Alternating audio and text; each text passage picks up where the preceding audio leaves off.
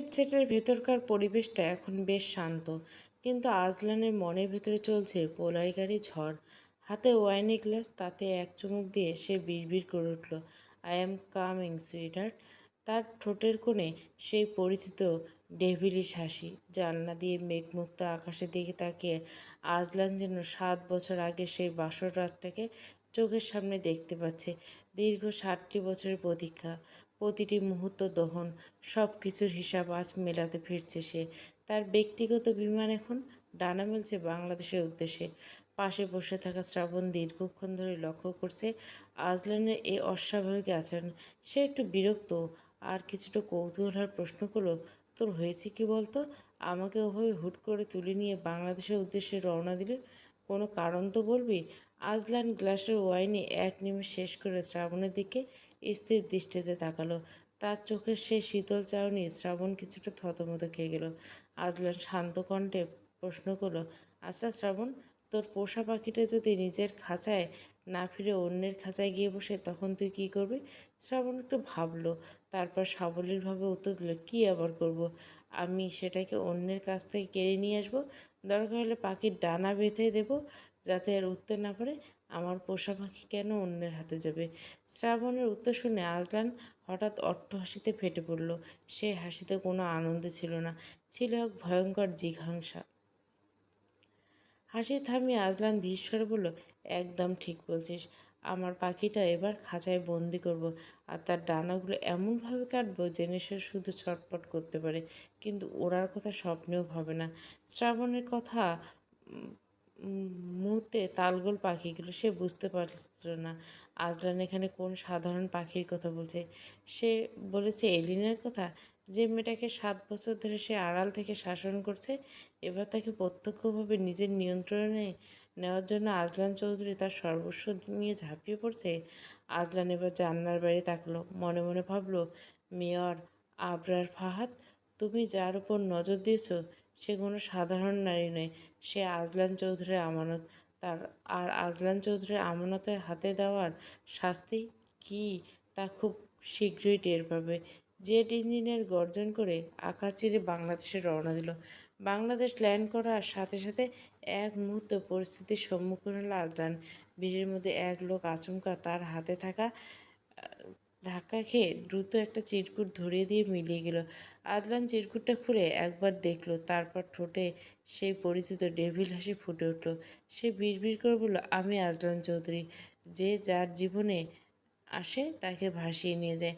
আজলানের চারপাশে 40 জন সশস্ত্র গার্ডের এক বিশাল বহর। তারা এয়ারপোর্ট থেকে বের হতে শ্রাবণের চোখ আটকে গেল সামনে দাঁড়িয়ে থাকা এক নারীর দিকে। উচ্চতা 5 ফুট 5 ইঞ্চি, পরনে হট প্যান্ট হট টপ।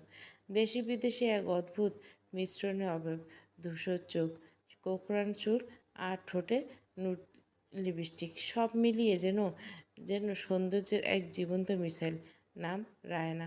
শ্রাবণ এক পলক তাকিয়ে চোখ সরিয়ে নিল, কিন্তু রায়না আজলানকে দেখা মাত্র দৌড়ে এসে জড়িয়ে দিল। মিস ইউ বেবি বলে সে আজলানের গালে চুমু দিতে উদ্যত, কিন্তু আজলান অন্তত ক্ষিপ্রতার সাথে শ্রাবণকে নিজের সামনে এনে দাঁড় করিয়ে দিল। ভুলবশত রায়নার কিসটা গিয়ে পড়ল শ্রাবণের গালে। রায়না রাগে ফেটে পড়ে চিৎকার করে উঠল, স্টুপিড, আমাদের রোমাঞ্চের মাঝে কেন দাঁড়ালে? শ্রাবণ গাল হেসে জবাব দিল, অন্যের মাঝে যাওয়ার স্বভাব আমার নেই সুন্দরী, শুধু বন্ধুর ইজ্জত রক্ষা করতে মাঝে দাঁড়িয়েছি। আর শোনো, এটা বাংলাদেশ, মস্কো না। এভাবে কিসিং সিন ক্রিয়েট করলে সবাই আকৃষ্ট করে না। একটু মেয়েদের মতো আচরণ করো। তোমার মা বাংলাদেশি ছিল, তাও কি তোমাকে কিছু শেখাতে পারেনি? আফসোস। শ্রাবণের এই খোঁচাটা রায়না যখন পাল্টা কিছু বলতে যাবে, ঠিক তখনই আজলান বজ্রধমক কণ্ঠে উঠল, don't act like kindergarten children. Shrabon say to sorry Raina. Shrabon চোখ বড় বড় করে আজলানের দিকে তাকিয়ে মনে মরল, কি শয়তানের বাবা, নিজে টেনে আনিয়ে আমাকে ভিলেন বানাচ্ছে। শেষমেশ দাঁত কিরমির করে বলল, সরি রায়না বেবি। আজলান এবার কণ্ঠস্বর নরম করে রায়নাকে রাখলো, come closer Raina baby, I will cold Shrabon for you. Raina আহ্লাদে আটখানা হয়ে এগিয়ে এলো। আজলান মনে মনে ত্যক্ত হয়ে বিড়বিড় করে বলল, বালের নসিবে ধিক্কার জানাও।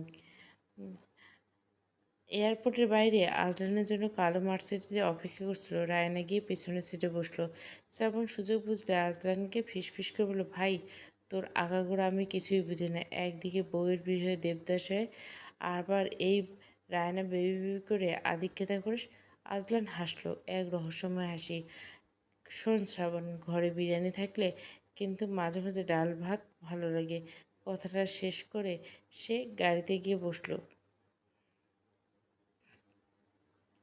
শ্রাবণ ড্রাইভারের পাশের সিটে দীর্ঘশ্বাস ফেলেছে। জানে আজ রায়হান চৌধুরী এই ডাল ভাত তত্ত্বর আড়ালে নিশ্চয় বড় কোনো চাল লুকিয়েছে। মার্সিডিজ যখন এয়ারপোর্ট ছেড়ে ঢাকার পিচ ঢালা রাস্তায় নামলো, আজলান চোখ তখন জানলার বাইরে।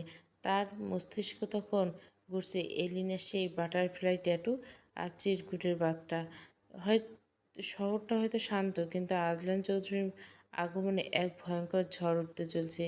ব্রেকফাস্ট টেবিলে এলিনা কেবল এক টুকরো ব্রেড মুখে দিছে। ঠিক তখনই দরজার কলিং বেলটা বেজে উঠল। সার্ভেন্ট দরজা খুলতে আজলান তার বিশাল বহন নিয়ে ভেতরে প্রবেশ করল।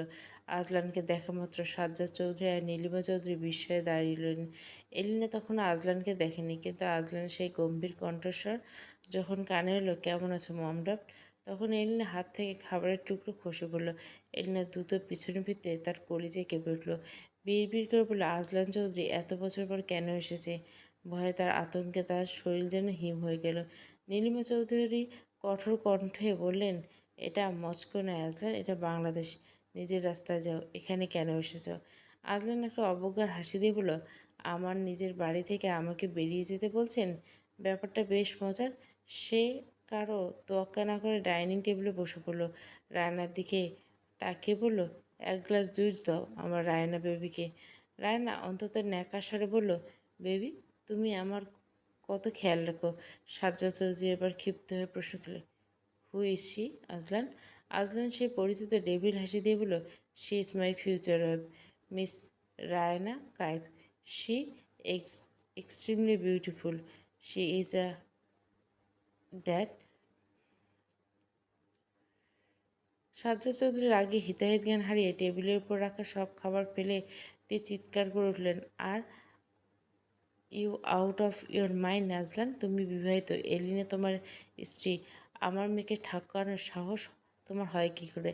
এলিনা তখন নির্বিকার ভঙ্গিতে ব্রেডে আর জ্যাম খেয়ে যাচ্ছিল। আজলান তাচ্ছিল্যে বলে উঠল, এলিনা আমার কেউ না, ও শুধু আমার রিভেঞ্জ। বিয়ে, স্ত্রী এসব মানি না আমি। নীলিমা চৌধুরী আর স্থির থাকতে পারলেন না।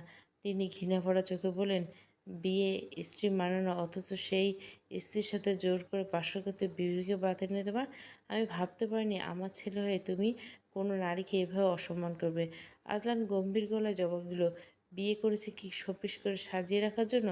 আর তুমি এমনভাবে বলছো যেন আমি ওর জন্য কোনো হারাম করেছিলাম। রায়না আবার ফোড়ন কেটে বলল, বেবি এই ছোটোলোক মেয়েটাকে জন্য মম ড্যাডের সাথে ফাইট করছো কেন?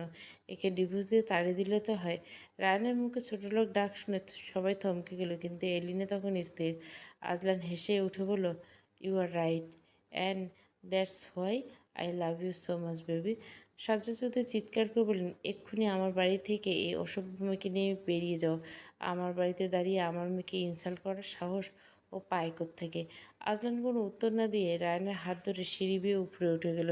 এলিনা ব্রেকফাস্ট শেষ করে শান্তভাবে নিজের রুমে গিয়ে দরজা লক করে দিল, কিন্তু দরজা বন্ধ করতে তার ভেতরে সব বাঁধ ভেঙে গেল। তার আঙুলগুলো অস্বাভাবিকভাবে কাঁপতে শুরু করলো। শরীর বেয়ে ঘাম ঝরছে আর শ্বাসকষ্ট শুরু হলো।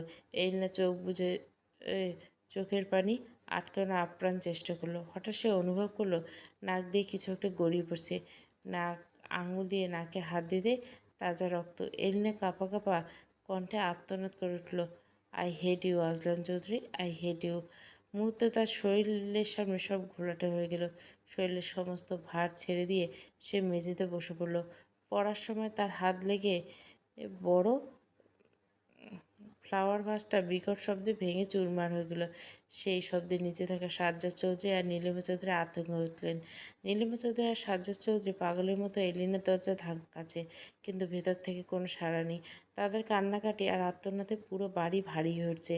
ওদিকে আজলান শাওয়ার নিয়ে ফুরফুরে মেজাজে রুম থেকে বের হতে চিৎকার শুনে থমকে দাঁড়ালো। সে নিজের ফোন লুকোনো সিসিটিভি ফুটেজে এলিনার রুমের দিকে তাকাতে তার রক্ত হিম হয়ে গেল। দেখলো এলিনা মেঝের উপর নিথর হয়ে পড়ে আছে এবং তার নাক দিয়ে রক্ত ঝরছে। আজলান বিড়বিড় করে বলল, আমি না ডিভোর্স দেবো, এভাবে মরে গেলেও তো হবে না। সে বুঝতে পারলো এলিনা আবার প্যানিক অ্যাটাক হয়েছে, কিন্তু এবারে তীব্রতা তো সব সীমা ছাড়িয়েছে।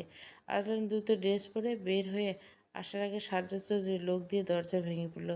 এলনিকে ওভাবে পড়ে থাকে দেখে নীলিমা চৌধুরীর জ্ঞান হারানোর মতো অবস্থা। সাজ্জাদ চৌধুরী চিৎকার করে বললেন, দ্রুত গাড়ি বের করো, আমার মেয়ের যদি কিছু হয় তবে আমি কাউকে ছাড়বো না। আজলান আর রায়না সিঁড়ির কাছে দাঁড়িয়ে শান্ত দৃষ্টতা দেখছে। শ্রাবণ পাশে তাকে আত্মবিশ্বাসের দৃষ্টিতে তাকিয়েছে। তার মনে পড়ছে সেই দৃশ্যগুলো, যে এলিনাকে টিজ করার জন্য হাত ছেলেদের খুন করতে পারে। সেই মেয়ের জন্য আজলান চৌধুরী আস্ত একটা ভার্সিটি কিনে নিয়েছে। সেই এলিনা আজ রক্তাক্ত, তবু আজলান নিশ্চুপ। এলিনাকে অজ্ঞান অবস্থায় অন্যের কাঁধে নিথর হয়ে আছে, অথচ আজলান সব দেখে যেন এক পাথরের মূর্তি। নীলিমা চৌধুরী ঘৃণে আজলানের দিকে তাকিয়ে বলে, আর শুধু তোমার জন্য আমার মেয়ের অবস্থা, তুমি মানুষ নও আজলান। সাজ্জাদ চৌধুরী যখন এলিনাকে পাজাকলো করে নিয়ে নিচে নামতে হাসপাতালের দিকে নিতে চাইলেন, ঠিক তখনই সিঁড়ির মুখে আজলান আড়াআড়িভাবে দাঁড়িয়ে পথ অবরোধ করলো। তার চোখে কোনো দয়া নেই, বরং এক অদ্ভুত শীতলতা। আজলান শান্ত কণ্ঠে কিন্তু ধমকেশ্বর বলল, দাঁড়াও, ওকে কোথাও নিয়ে যাওয়ার দরকার নেই। সাজ্জাদ চৌধুরী গর্জে উঠলেন, পথ ছাড়ো আজলান, আমার মেয়েকে নিয়ে ছিনিমিনি খেলো না। আজলান এক কদম এগিয়ে এলিনার রক্তমাখা মুখের দিকে তাকিয়ে শীতলভাবে বলল, ওকে বাইরের কোনো হাসপাতালে নিয়ে যাওয়ার মতো টাকা আমার নেই। আমি এই বাড়ির ভেতরে আমার ব্যক্তিগত মেডিকেলে সেট আপ আছে, ও সেখানে থাকবে। নীলিমা চৌধুরী চিৎকার করে বলল, তোমার ওপর আমাদের কোনো ভরসা নেই, তুমি ওর স্বামী নও, ও শত্রু। আজলান এবার বাঁকা হাসলো। সে এলিনের নাকের রক্ত নিজের আঙুল দিয়ে মুছে নিয়ে বলল, শত্রু হোক বা স্বামী, ও আমার বউ এখনো, আর আমার জিনিসের চিকিৎসা আমি নিজেই করব। শ্রাবণ, ইমার্জেন্সি কিট নিয়ে আয়। সাজ্জাদ চৌধুরী কিছু বুঝে ওঠার আগে আজলান শক্ত হাতে এলিনাকে তার কোল থেকে কেড়ে নিল। এলিনার নিথর দেহটা নিজের বলিষ্ঠ বাহুতে আগলে নিয়ে সে ধীর পায়ে তাকে বেডে শুয়ে দিল। রায়না এই দৃশ্য দেখে রেগে ফেটে পড়লেন। সে চিৎকার করলো, বেবি, এই ছোট লোক মেয়েটাকে তুমি নিজের কোলে কেন নিচ্ছ?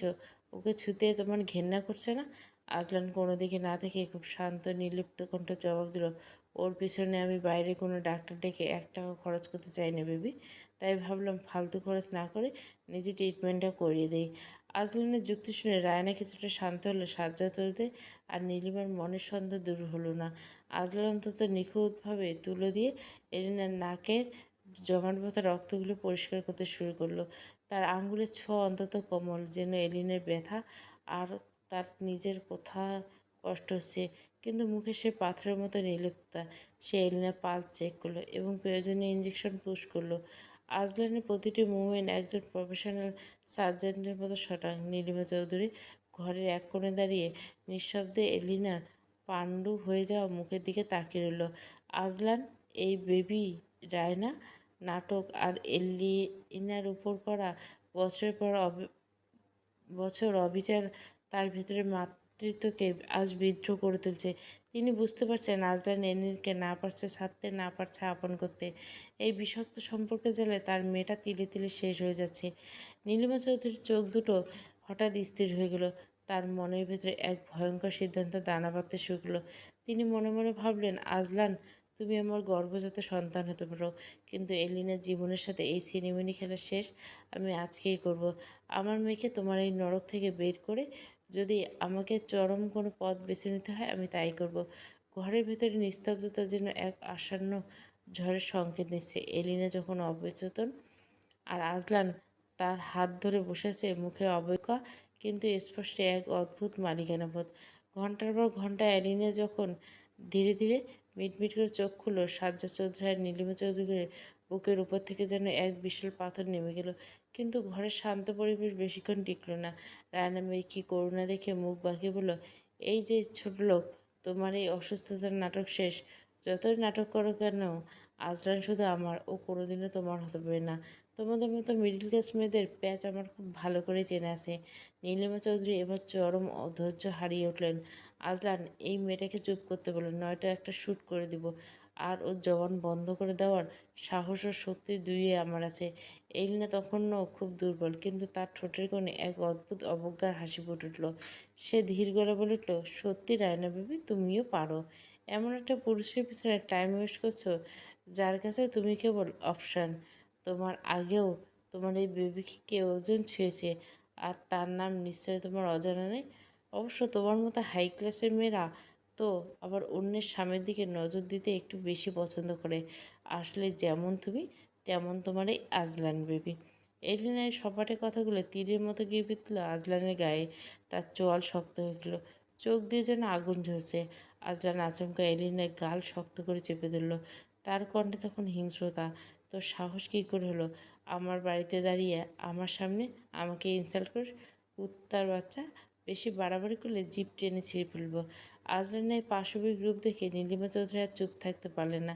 তিনি হন্তদন্ত হয়ে এগিয়ে এসে আজলানের হাতটা সজোরে টেনে সরিয়ে দিলেন। ছেলের চোখে চোখ রেখে তীক্ষ্ণ স্বরে বলেন, আজলান চৌধুরী, তোমার সাহস কী করে হয় আমার সামনে দাঁড়িয়ে আমার মেয়ের গায়ে হাত তোলা? মনে রাখো, তুমি আমার গর্ভজাত সন্তান হতে পারো, কিন্তু এলিনা আমার কলিজার টুকরো। তুমি এক্ষুনি এই মেয়েটাকে নিয়ে আমার মেয়ের ঘর থেকে বেরিয়ে যাও। নীলিমা চৌধুরীর কণ্ঠস্বর আবার কেঁপে উঠল দৃঢ়তায়। তিনি আজলানের উদ্দেশ্যে শেষ ঘোষণাটি করলেন, খুব শীঘ্রই তোমার আর এলিনার ডিভোর্স হবে। আমি এর এক মুহূর্তের জন্য আমার মেয়েকে তোমার এই বিষাক্ত ছায়ার নিচে রাখবো না। Get out. আজলান কিছুক্ষণ নিস্তব্ধ হয়ে মায়ের দিকে তাকিয়ে রইল। তার চোখে তখন অবিশ্বাস আর এলিনার প্রতি একটা অদ্ভুত আদিম অধিকারবোধ সংযত। সে রায়নার হাত ধরে ঘর থেকে বের হওয়ার সময় এলিনার দিকে এক নজর দিল, যা বুঝিয়ে দিচ্ছিল গল্প এখানে শেষ নয়, বরং এক নতুন ধ্বংসলীলার শুরু। ঘরের দরজা বন্ধ হতে নীলিমা চৌধুরী এলিনাকে বুকে জড়িয়ে ধরলেন, কিন্তু এলিনা তখন শূন্য দৃষ্টিতে সিলিংয়ের দিকে তাকিয়ে। সে কি সত্যি আজলানের হাত থেকে মুক্তি পাবে, নাকি ডিভোর্স আজলানকে আরও বেশি হিংস্র করে তুলবে? অতীতের জেলে জেলে এলিনা আজ প্রথম দিন কাটছে, কিন্তু মনে হচ্ছে কততম দিন তার কোনো হিসাব নেই। সারাদিন ধরে পেটে এক ফোঁটা দানা পড়েনি। শরীরের পুলিশের কৌশলটা খুব পুরনো। শারীরিক দুর্বল করে দিলে মন ভেঙে পড়ে, আর তখনই মুখ দিয়ে সত্য বেরিয়েছে। কিন্তু তার জানে না এলিনা চৌধুরী সাধারণ কোনো মেয়ে নয়, তদন্তকারী অফিসার। কায়সার তীব্র এলিনার এই অবস্থা থেকে কিছুটা বিচলিত হলেন। তিনি নিজে হাতে করে এক বাটি কাঁসা যাওয়া ভাত বা ওটমিল নিয়ে এলিনের ছেলের সামনে এসে দাঁড়ালেন। অন্তত নরম কণ্ঠে তিনি প্রশ্ন করলেন, খাবারটা খেয়ে নিন। আপনি কি সত্যি ডক্টর আজলান চৌধুরীকে খুন করার চেষ্টা করছেন? এনে বিন্দুমাত্র দ্বিধা না করে মাথা নেড়ে সায় দিল, হ্যাঁ। কায়সার তীব্র বিস্ময়ে চেপে রাখতে পারলেন না। কেন? আপনার জন্য ডাক্তার আজলান চৌধুরী এখন হাসপাতালে জীবন মৃত্যুর সন্ধিক্ষণে দাঁড়িয়েছেন। তিনি তো আপনার স্বামী। কি করে পারলেন নিজ হাতে নিজের স্বামীকে এভাবে শেষ করে দিতে?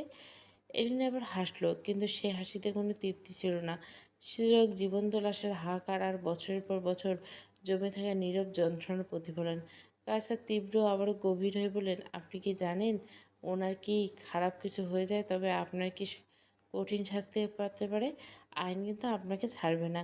এই নিয়ে এবার তার ধূসর চোখ দুটো কায়সারের উপর তীব্র চোখের উপর স্থির করলো, কণ্ঠস্বর বরফের মতো শীতল। সে ধীরে ভাবে জবাব দিল, ওর কিছু হবে না, ও মরবে না, খুব বেশি হলে কমায় যাবে। আজলান চৌধুরী এত সহজে মুক্তি পাওয়ার লোক নেই, আর আমি তাকে এত সহজে মুক্তি দেব না। এই নিয়ে আবার হিমশীতল আত্মবিশ্বাসী দেখে কায়সার তীব্র শিরদাঁড়া দিয়ে হিমশীতল বয়ে গেল। তিনি বুঝতে পারলেন এই দম্পতির মাঝখানে রসায়নটা আরও 5টা সাধারণ মানুষের মতো নয়। এখানে প্রেম, প্রতিহিংসা একই মুদ্রার দুই পিঠ। এলিনা বাটি থেকে এক চামচ ওটমিল মুখে তুলল। তার চেহারায় কোনো অনুশোচনা নেই। সে জানে এই রক্তারক্তি খেলা শুরু আজলান করেছিল, কিন্তু শেষটা সে নিজে খেলেছে। কায়সার তীব্র এলিনার উত্তরের গভীরতা বোঝার চেষ্টা করে। ঠিক তখনই তার জুনিয়র অফিসার হন্তদন্ত হয়ে ভেতরে ঢুকলেন। স্যার, ওনার সঙ্গে একজন দেখা করতে এসেছেন। অফিসারের কণ্ঠে কিছুতে জড়তা। কায়সার তীব্র ভুরু কুচকে প্রশ্ন ছিল, কে এসেছেন? ডিটেকটিভ ব্রাঞ্চের কেউ? জুনিয়র অফিসার মাথা নিচু করে জবাব দিলেন, না স্যার, আমাদের বিজনেসম্যান আবরার ফাহাদ এসেছেন। তিনি বাইরে অপেক্ষা করছেন। নামটা শুনে কায়সার তীব্র চোখের পলক ফেললেন। তিনি এক পলক নির্লিপ্ত এলিনার দিকে তাকালেন। সে তখন নিজের খাবারটুকু শান্তভাবে শেষ করলো। কেন একজন হাই প্রোফাইল কেসের আসামির জন্য সরাসরি থানায় চলে আসবেন তা বুঝতে তার বাকি রইল না। শহরের প্রভাবশালী বিজনেসম্যান আর ডক্টর আজলান চৌধুরীর স্ত্রীর মধ্যে এই রহস্য কানেকশন কাহিনীকে নতুন মোড় দিচ্ছে। কায়সার তীব্র উঠে দাঁড়ালো। শার্টের হাতা ঠিক করতে করতে অফিসারকে বললেন, ঠিক আছে তুমি যাও, আমি আসছি। Okay sir.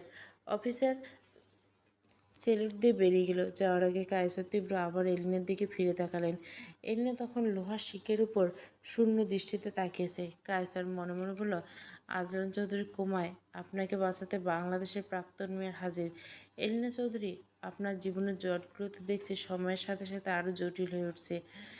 অন্ধকার সেল থেকে বেরিয়ে কায়সার তীব্র পা বাড়ালো ওয়েটিং রুমের দিকে, যেখানে অধৈর্য হয়ে অপেক্ষা করছে এক উন্মাদ মেয়র প্রেমিক।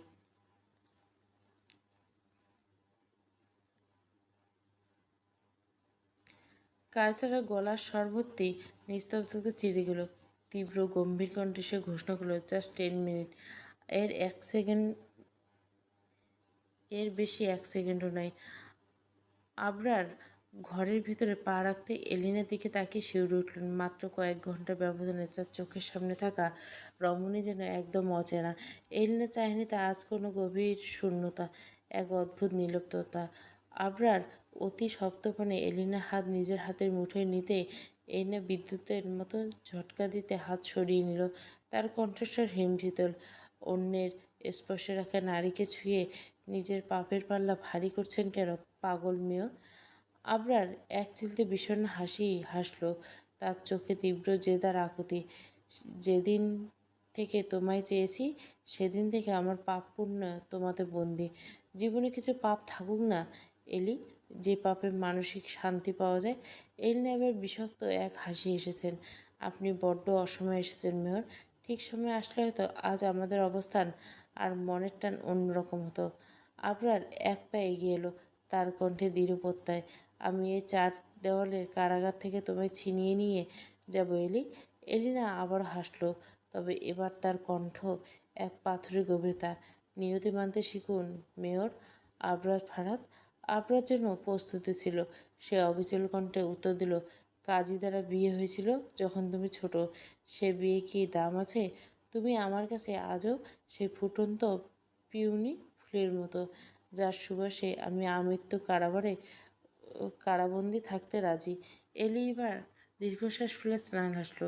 চোখের কোণে জমে থাকা জলটুকু আড়াল করলো। চলে যান মেয়র সাহেব।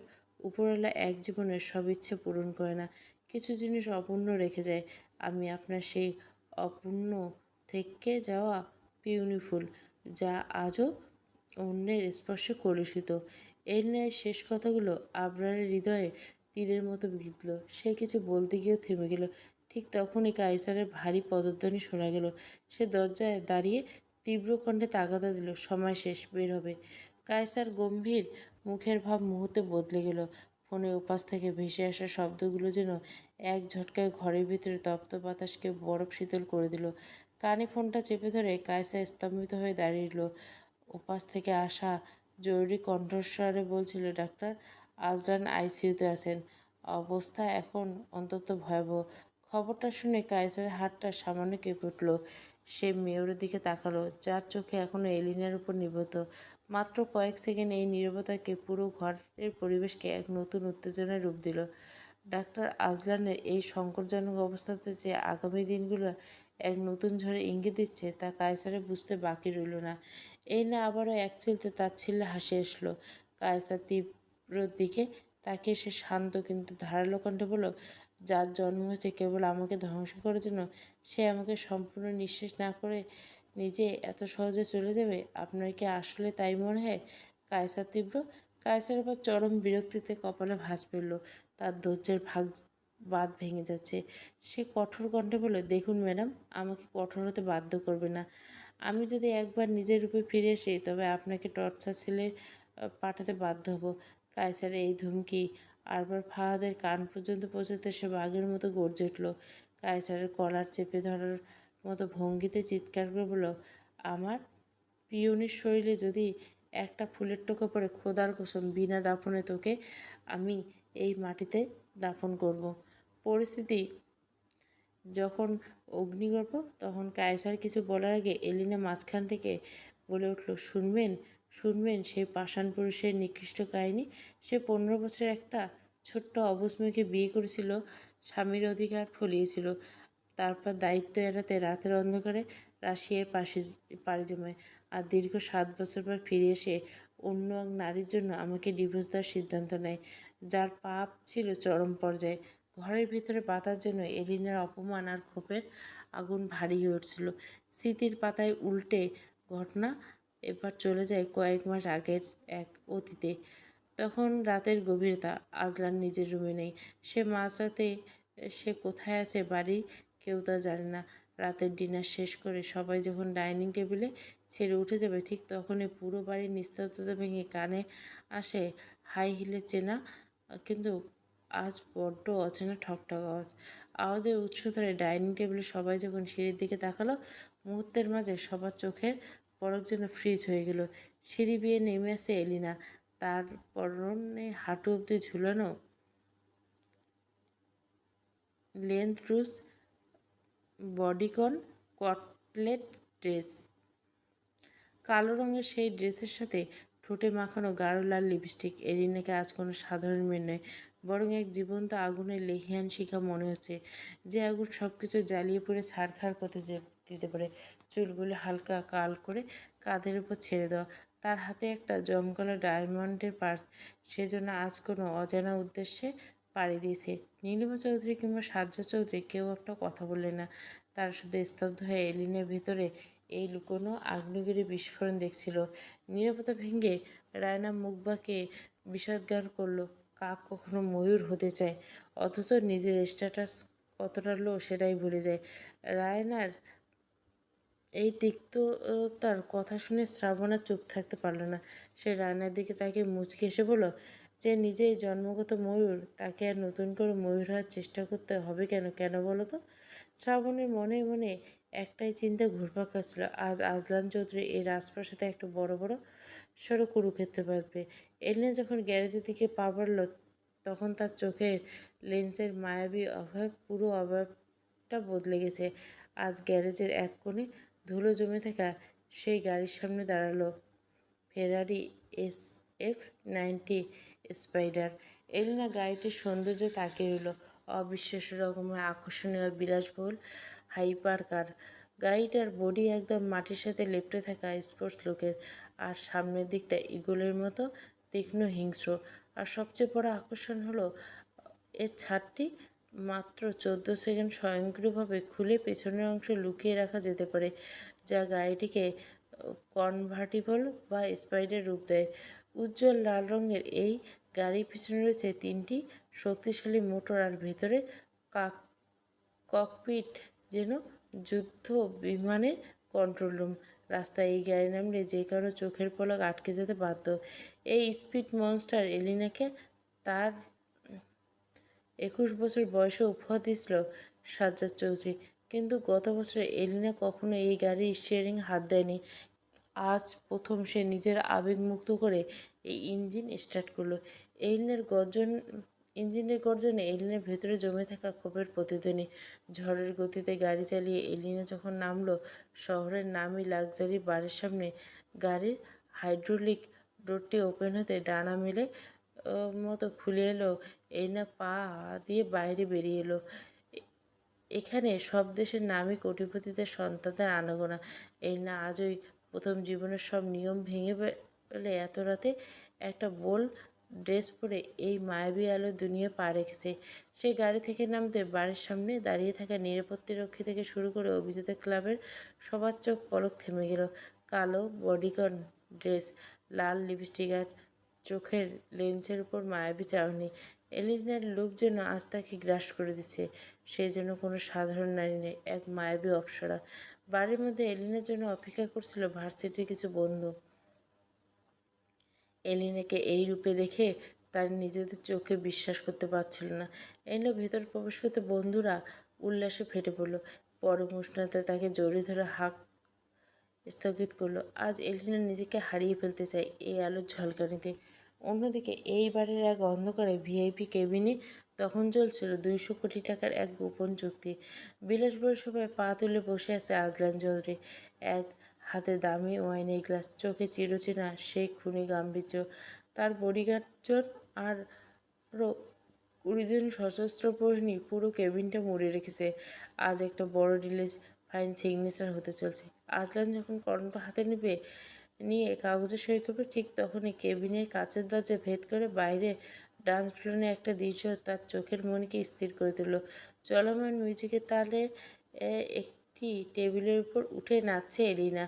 তার ড্রেসের আবেদন আর উন্মোদনায় পুরো বাড়ির পুরুষ পাগল করে তুলছে। এলিনার ঠিক গা ঘেঁষে আরও দুজন অচেনা পুরুষ অবলীলায় নেচে যাচ্ছে। দৃশ্যটা দেখা মাত্র আজলানের কপালে আর গালে দুটো রক তীব্রভাবে ভেসে উঠল। হাতের ওয়াইনের গ্লাসটা সে এত শক্ত করে চেপে ধরল যেন এই গ্লাসটা নয়, এলিনা চৌধুরীর গলা টিপে ধরছে। ঠিক তখনই দেখা গেলো নাচতে নাচতে এলিনা ওয়াইনে চুমুক দিচ্ছে, আর সেই সুযোগে এক লোলুপ ব্যক্তি এলিনার কোমরে হাত রাখলো। ব্যাস, আজলানের ভিতরে হিংস্র জানোয়ারটা এক ঝটকে জেগে উঠল। সে বাঘের মতো ছুটে গিয়ে টেবিল থেকে ওয়াইনের একটা আস্ত বোতল নিয়ে লোকটার মাথায় সজোরে আঘাত করলো। ঝনঝনে শব্দে বোতলটা ভেঙে চুরমার হয়ে গেল, আর লোকটার মাথা ফেটে গেল। গলগল করে রক্ত বের হলো। লোকটা মাথা চেপে ধরে আর্তনাদ করে মেঝেতে বসে পড়ল। আশেপাশে সবাই আকস্মিকভাবে রক্তপাতের ভয়ে স্তব্ধ হয়ে গেল। মিউজিক বন্ধ হয়ে গেল। কিন্তু এলিনা, সে তখনই এক ঘোরের মধ্যে নেচে যাচ্ছে, যেন তার কোনো হুঁশ নেই। আজলান এবার পকেট থেকে রিভলভার বের করে শূন্যে গুলিগুলো ঠাস। পুরো বারে পিনপতন নীরবতা নেমে এলো। এলিনা থামল না। সে এখন গান ছাড়াই হাত পা দুলিয়ে নাচছে। তার ভাবখানা এমন যেন নাচ ছাড়া দুনিয়াতে আর কেউ অবশিষ্ট নেই। আজলান এবার চরম ক্রোধে এনিকে এক ঝটকায় নিজের কাঁধে তুলে নিল। এনে ছটপট করতে করতে আজলানের পিঠে কিল ঘুষি মারতে লাগলো। কিন্তু আজলান আজ কারো কোনো কথা শোনার মুডে নেই। সে হনন করে বার থেকে বেরিয়ে এসে এলিনাকে তার গাড়ির পিছনের সিটে সজোরে ছুঁড়ে মারল। নিজের ড্রাইভিং সিটে বসে হিসিয়ে হিংস্র গলায় বলল, হাউ ডেয়ার ইউ ওয়েদার clothes like this and dance that a party. Elina সিটে সোজা হয়ে বসে অদ্ভুত এক হাসি আসলো। চুলগুলো ঠিক করতে করতে বলল, আমি যা খুশি তাই করব, আপনার বলার কে? কথাটা শোনার মতো আজলান এলিনা হাত দুটো শক্ত করে চেপে ধরলো যে এলিনা ব্যথায় কুঁকড়ে গেল। আজলান দাঁতে দাঁত চিপে চেঁচিয়ে উঠল, আই অ্যাম ইউর ড্যামিট, শুনছিস? I am your husband, dammit. Elina ভয় পাওয়ার বদলে এবার আজলানের শার্টের করে টেনে নিজের দিকে ঝুঁকে এলো। তার চোখে চোখ রেখে শান্ত অথচ বিষাক্ত করে বলল, my dear husband, you are only my for a few more days. After that you will get divorce. ডিভোর্সের নাম শুনতে আজলান এলিনাকে এক ধাক্কায় সরে দিয়ে গাড়ির অ্যাক্সিলারেটর চাপ দিল। গাড়ি যেন বাতাসের গতিতে ছুটতে লাগলো। তীব্র গতিতে ঝাঁকুনিতে এলিনার গাড়ির ভেতরে নিজের ব্যালেন্স রাখতে পারছিল না। কিছুক্ষণ পর আজলান এক নির্জন ডুপ্লেক্স বাড়ির সামনে এসে দাঁড় করলো। এলিনা থেকে গাড়ি থেকে নেমে টেনে হিঁচড়ে নামায় বাড়ির ভেতরের দিকে। একটা অন্ধকার রুমে এলিনাকে ধাক্কা দিয়ে ঢুকে সে সজোরে দরজাটা লক করে দিল। দরজা লাগানোর শব্দে এলিনা এবার সত্যি সত্যি কেঁদে ওঠার মতো ভয় পেল। তার মনে পড়ে গেল 15 বছর বয়সে সেই অভিশপ্ত রাতের কথা, যেদিন এই লোকটা তার উপর প্রথম অধিকার ফলিয়েছিল। তবুও এলিনা নিজেকে শক্ত করার চেষ্টা করছিল, কিন্তু আজলান তাকে কোনো সুযোগ না দিয়ে নিজের সর্বোচ্চ শক্তি দিয়ে এলিনার গালে একটা ঠাস করে থাপ্পড় বসিয়ে দিল। রাগে কাঁপতে কাঁপতে বলল, কুত্তার বাচ্চা, আজকে আমি তোকে শেষ করে ফেলবো। এই বলে সে এলিনার চুল ধরে টেনে হেঁচড়ে ওয়াশরুমে ভেতরে নিয়ে গেল। টাপটা পানি ভর্তি ছিল। আজলান কোনো দয়া না দেখে এলিনার মাথাটা সেই পানির নিচে জোরে চুবিয়ে ধরল। দীর্ঘ 30 মিনিট পর এলিনা পানির নিচে দম বন্ধ ছটপট করল। 30 মিনিট পর আজলান তাকে টেনে তুলে এলিনা হাঁপাতে হাঁপাতে বলল, আজলান গজে বলল, বান্দির বাচ্চা, জেদ মারজ আমার সাথে? আজকে তোর এই জেদ আমি চিরদিনের মতো শেষ করে দেবো। এলিনা কম যায় না। সে পানি কাঁচতে কাঁচতে খিলখিল করে হেসে বলল, সব তো আমার এই হাজবেন্ডের কাছ থেকে শিখেছি। কথাটা শুনে আজলান আবার এলিনার মাথার পানি নিচে ডুবিয়ে দিল। এলিনা এবার আরও বেশি ছটপট করতে লাগলো, তার হাত পা অবশ হয়ে লাগলো। আজলান আবার তাকে পানি থেকে তুলে এনে বলল, কুত্তার বাচ্চা, বিশ্বাস কর, তোর জায়গায় আজ অন্য কেউ হলে এতক্ষণে তার এই দুনিয়ার নিঃশ্বাস নেওয়া হারাম হতে হলো। তুই শুধু তুই বলে বেঁচে গেলি। এনে আবার বাথটাবে পানি মুখ নিয়ে আজলানের মুখের উপর ছিটিয়ে দিয়ে তারপর বলল, হাজবেন্ড লাভ, তাই না? আজলান এবার সব নিয়ন্ত্রণ হারিয়ে ফেলল। সে দাঁতে দাঁত চেপে এনার গাল দুটো শক্ত করে চেপে ধরল। এনার দম বন্ধ হয়ে চোখ দুটো উল্টে যাওয়ার উপক্রম। সে অনবরত কাঁচতে লাগলো। আজলান এবার এলিনা ভেজা চুলের মুঠো ধরে পৈছাসি করলো, খোদার কসম, তোকে যদি আমি এর কোনোদিন এসব ড্রেস পরে কোনো বাড়ি দেখি, সেদিন তোর এই পা দুটো আমি আর হাঁটার মতো রাখবো না। আজলান এলিনকে ছেড়ে দিয়ে ওয়াশরুমের দিকে চলে যেতে উদ্যত। ঠিক তখনই এলিনা পেছন থেকে চিৎকার করে উঠল, কী কর বলে উঠল, কী করবে হাজবেন্ড? জামাই তো 7 বছর দূরে ছিল, তাই এখন একটা রিয়েল জামাই লাগবে, সেটার খোঁজে তো বাড়ি গেছিলাম। কথাটা আজলানের পুরুষত্ব গিয়ে আঘাত করলো। ওয়াশরুমে শাওয়ার পানি ছেড়ে দিল। এলিনার সেই খোলামেলা আজলান এবার যেন কোনো কথা না বাড়িয়ে হিংস্র পশুর মতো এলিনার উপর ঝাঁপিয়ে পড়ল। এলিনার মেলাতে সে কোনো ভালোবাসা নেই, বরং তীব্র আক্রোশের বাইট বসিয়ে দিল। কোমরের চোটে এলিনার ঠোঁট ফেটে রক্ত বের হতে লাগলো। আজলান সেই রক্ত তৃষ্ণার্তের মতো চুষে নিল। এলিনা ব্যথায় আত্মনাদ করল, কিন্তু আজলান তাকে ছাড়ল না। দীর্ঘক্ষণ তার ঠোঁট ক্ষতবিক্ষত করার পর আজলান মুখ সরিয়ে নিল। এলিনা মুখের দিকে তাকিয়ে ঠান্ডা গলায় বলল, বান্দির বাচ্চা, এরপর থেকে কথা বলার আগে নিজের জিভের প্রতি মায়া দেখে কথা বলবি, নয়তো এই জিভ কেটে কুত্তাকে খাওয়াবো। আজলান ঘর ছেড়ে বেরিয়ে যেতে এলিনা মেঝেতে ধপ করে বসে পড়ল। শাওয়ারের পানি ধারার সাথে মিশে যেতে লাগলো তার চোখের জল। এতক্ষণ ধরে রাখা সর্বশক্তি হারিয়ে সে এবার ডুকরে কেঁদে উঠল। এলিনা, আজ যা কিছু হয়েছে সব ইচ্ছে করেই করেছে। আজলানের উপর জমে থাকা 7 বছরের অভিমান, রাগ আর জেদ চরিতার্থ করতে সে নিজেকে এভাবে বারের আলোয় সঁপে দিয়েছিল। সে জানতো আজলান এখানে আছে, আর তাকে এভাবে ক্ষিপ্ত দেখতে এলিনার ভেতরে আহত অহংকার শান্তি পাচ্ছিল। কিন্তু এখন পরিস্থিতি ভিন্ন। শাওয়ারের পানিতে এলিনা সম্পূর্ণ ভিজে একাকার হয়ে গেছে। তার গায়ে সেই খোলামেলা ড্রেস এখন শরীরের সাথে লেপ্টে আছে, যা পরা না পড়া সমান। এই ভেজা অবস্থায় বাথরুম থেকে বের হবে কীভাবে, সেই চিন্তায় যখন সে মগ্ন, ঠিক তখনই ওয়াশরুমের আজলান নিজের একটা বড় সাইজের হোয়াইট শার্ট ভেতরে ছুঁড়ে দেয়। বাইরে থেকে আজলানের ভারী কণ্ঠ ভেসে আসে, এটা পরে বের হ। শার্টটা হাতে নিয়ে এলিনা একেবারে আহাম্মক বনে যায়। সে বাথরুমের দরজার সামনে ফাঁক করে রাগে ফুঁসতে ফুঁসতে বলে, এটা তো শুধু শার্ট, আমি শুধু একটা শার্ট পরে কীভাবে বাইরে যাব? ফাজলিমি পেয়েছেন আমার সাথে? আমি এসব কিছু পরবো না। আজলান তখন খাটের কোণে বসা ছিল। এলিনার কথা শুনে সে অন্তত গম্ভীর ও ঠান্ডা কণ্ঠে বলে, বাড়ি গিয়ে 3জন পুরুষের সাথে অতিরিক্ত একটা বোল্ড ড্রেস পরে বুক আর আমি একলা জামাইয়ের সামনে এটা শর্ট পরে আসতে পারবে না? নাটক মারা এলিনা, আমার মেজাজ এমনিতে চড়েছে, বেশি বাড়াবাড়ি করে ফেলে এই বেড়ে ফেলে 7 বছরের পাওনা সুখ কিন্তু এক রাতে উসুল করে নেব। আজলানের এই চরম পুরুষালী অহংকার হুমকিতে শুনে এলিনা রাগে অন্ধ হয়ে গেল। সে কোনো কিছু না ভেবে মুখ ফসকে বলল, বাল ছিঁড়বে আমার। এলিনার মুখে এমন কথা শুনে আজলানের রাগ করার বদলে হা হা করে কুৎসিত একটা হাসি দিল। সে উঠে এসে দরজার দিকে তাকিয়ে বলল, এখনও খাতায় কলমে বউ আমার এলিনা চৌধুরী, আমি চাইলে এর চেয়ে অনেক বেশি কিছু করতে পারি। এলিনার কথা না বাড়িয়ে সজোরে বাথরুমের দরজাটা মুখের উপর লাগিয়ে দিল। বাইরে তখন আজলান ফোনটা বের করে জনের সাথে কথা বলছিল। বাড়ির সেই ডিলটা আজ ভেস্তে গেলেও কাল সকালে সেটা আবার কনফার্ম করা হবে, এই নিয়ে ফোনে নির্দেশনা দিচ্ছিল। ঠিক তখনই বাথরুমের দরজা খুলে দিল। আজলান ফোনের ওপাশ থেকে মনোযোগ সরিয়ে দরজার দিকে তাকালো। ওয়াশরুম থেকে বেরিয়ে এলো এলিনা। তার পরনে কেবল আজলানের সেই ঢিলেঢালা সাদা শার্ট, যা তার উড়ো অবধি এসেছে। ভেজা চুলগুলো থেকে তখনও টুপ টুপ করে পানি পড়ছে। তার সাদা শার্টের পাতলা কাপড়ের উপর দিয়ে তার ভেজা শরীরে প্রতিটি খাঁজ স্পষ্ট হয়ে গেছে। এলিকা এই রূপে দেখে আজলানের হাতের ফোনটা যেন স্তব্ধ হয়ে গেল। আজলান ফোনটা রেখে এক পা করে এলিনার দিকে এগিয়ে গেল। তার ঠোঁটের কোণে এক বাঁকা দুষ্ট হাসি। এলিনা ভেজা শরীরের দিকে তাকে ফিসফিস করে বলল, কিরে, ভয় পেলি না এমন আমার সামনে আসতে? যদি এখন সত্যি সত্যি কিছু করে ফেলি? আজলানের সে চাহনি আর কথায় এলিনা ভেতরে এবার সত্যি একটু ভয় পেল। তার বুকের ভিতরটা দপদপ করে উঠল, কিন্তু সে নিজের উপর নিয়ন্ত্রণ হারালো না। মাথা উঁচু করে নিজেকে সামলে নেওয়ার চেষ্টা করলো, কিন্তু আজলান তাকে সুযোগ দিল না। সে এলিনার ঠিক গায়ের উপর এসে পড়ল।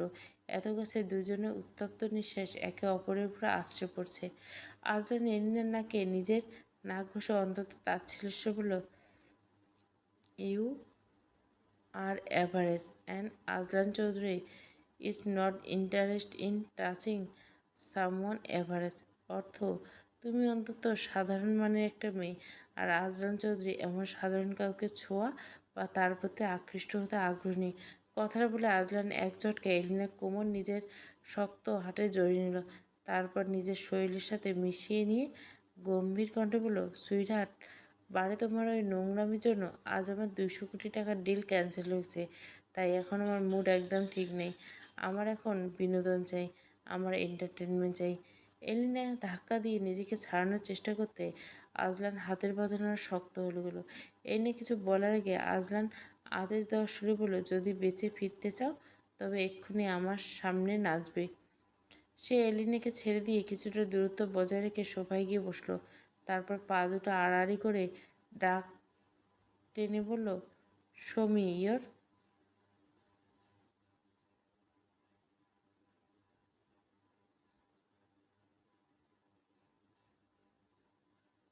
অন্যথায় আর এই অঙ্গভঙ্গিলা তোমার ওখানেই দেখাতে হবে, বলে আজলান এক পৈশাসিক হাসি এসে যোগ করলো, বাকি সম্পূর্ণ তোমার ইচ্ছা সুইটহার্ট। সাদা শার্ট পরা এলিনা তখন মাঝঘরে দাঁড়িয়ে অপমানের রাগে কাঁপছে। ডাক্তার আজলান চৌধুরী, পর্ব 2। পুরো গল্পটা প্লে লিস্টে। ভালো লাগলে অবশ্যই লাইক, শেয়ার এবং সাবস্ক্রাইব করবেন। Thank you for watching.